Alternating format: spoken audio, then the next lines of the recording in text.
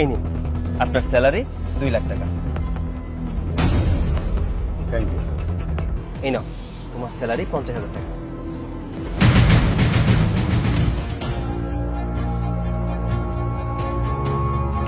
Excuse me,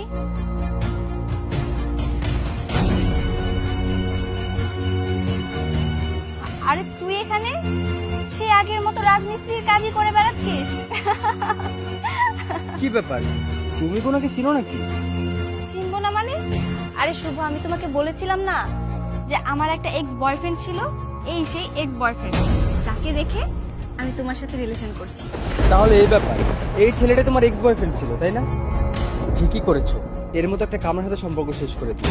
তোমাকে শুধু আমার পাশে মানায়, এর মতো কামলার পাশে না। একদম ঠিক কথা বলেছো, ও তো একটা কামলা, ছোট লোক। ওর কোনো যোগ্যতা আছে আমাকে বউ বানানোর? শুধু শুধু মিছে স্বপ্নই দেখে গিয়েছে।